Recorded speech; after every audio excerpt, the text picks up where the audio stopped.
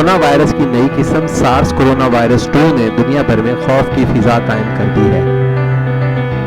یہ وائرس پھیپھڑوں کو شدید متاثر کرتا ہے۔ یہ وائرس بہت تیزی سے پھیلتا ہے۔ کچھ لوگوں کا خیال ہے کہ اسے کسی سازش کے تحت حیاتیاتی جنگ کے لیے بنایا گیا ہے۔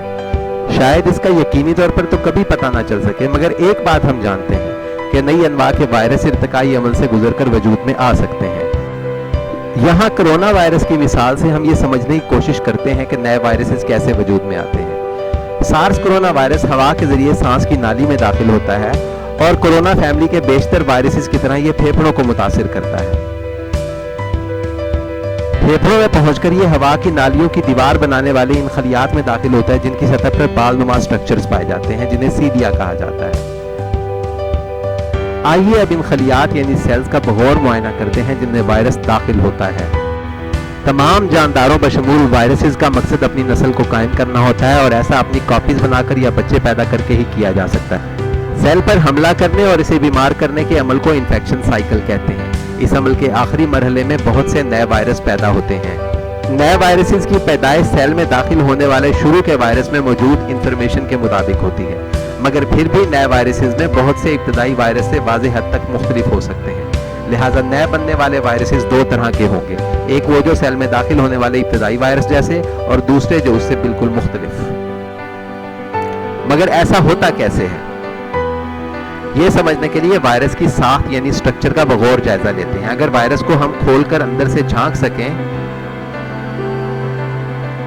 تو ایک رسی نما چیز سامنے آئے گی جس کے دو حصے کیے جا سکتے ہیں، ایک پروٹین اور دوسرا جینوم۔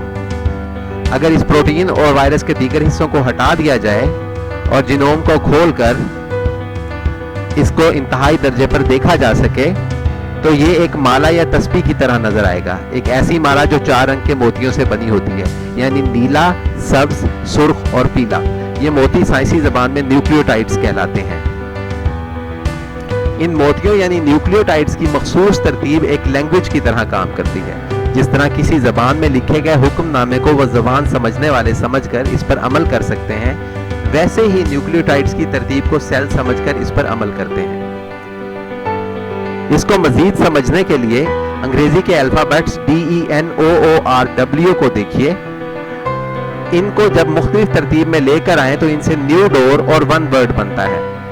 بالکل اسی طرز پر نیوکلیوٹائڈز بھی مختلف ترتیب میں جانداروں بشمول وائرس کے مختلف سٹرکچرز بنا سکتے ہیں۔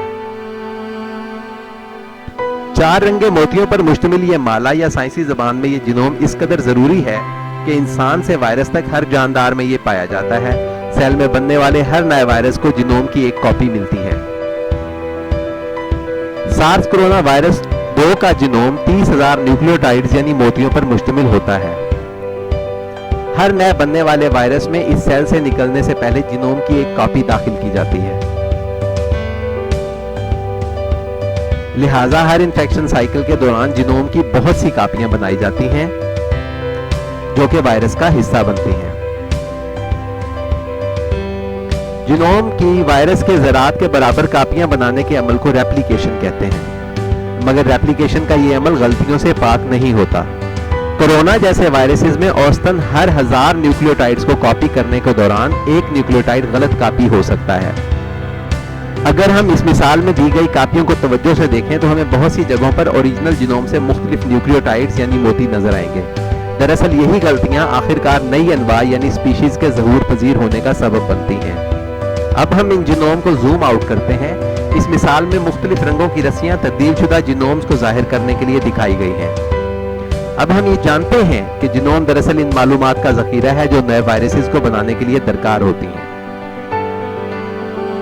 جب جینوم کی کاپیز اوریجنل وائرس کے جینوم سے ملتی ہوں تو اس سے بننے والے وائرس بھی ابتدائی وائرس جیسے ہوں گے، اور اگر وہ پرانے وائرس سے بہت مختلف ہوں تو وائرس کی نئی انواع کو وجود دیتی ہیں۔ یہ وائرس ابتدائی وائرس جیسا ہے جس نے سیل میں گھس کر انفیکشن سائیکل شروع کیا تھا۔ یہ وائرسز اوریجنل وائرس سے مختلف ہیں کیونکہ ان کو بنانے والے جینوم ریپلیکیشن کے پروسیس کے دوران تبدیل ہو گئے تھے۔ یہ تبدیل شدہ وائرسز ابھی خود مختار انواع نہیں کہلا سکتی، سائنسی زبان میں انہیں کوازائی سپیشیز کہتے ہیں۔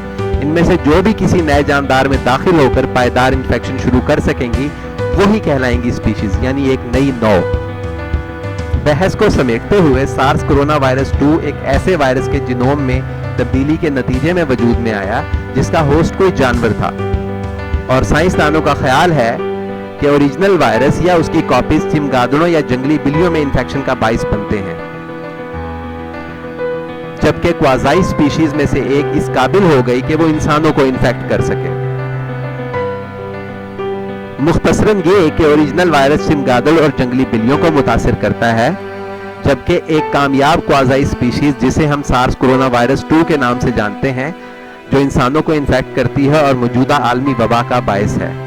बाकी तमाम क्वाज़ाई स्पीशीज इस काबिल नहीं कि वो पुराने या किसी नए मुमकिना होस्ट को इन्फेक्ट कर सकें, लिहाजा वो बतदरीज खत्म हो जाती हैं।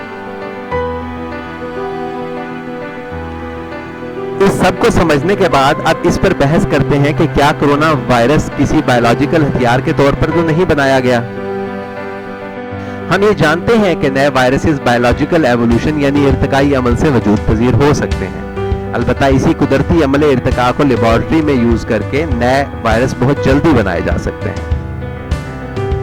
आप ये जानकर शायद हैरान हो कि वायरोलॉजिस्ट रोजाना की बुनियाद पर नए वायरसेस बनाते रहते हैं। ऐसे वायरसेस बनाने का एक मकसद कुदरती बीमारियां फैलाने वाले वायरसेस को बेहतर तौर पर समझना होता है, मगर बसा औकात बुरी नीयत का दखल भी हो सकता है।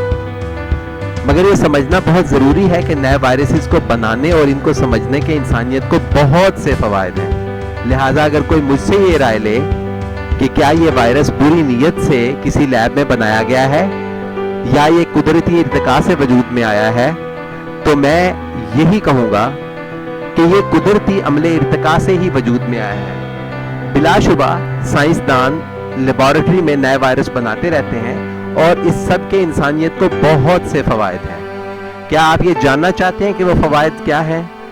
इसके लिए मेरे चैनल को सब्सक्राइब करें और आगे आने वाली वीडियोस में जवाब जानने के लिए बेल आइकॉन पर क्लिक करें।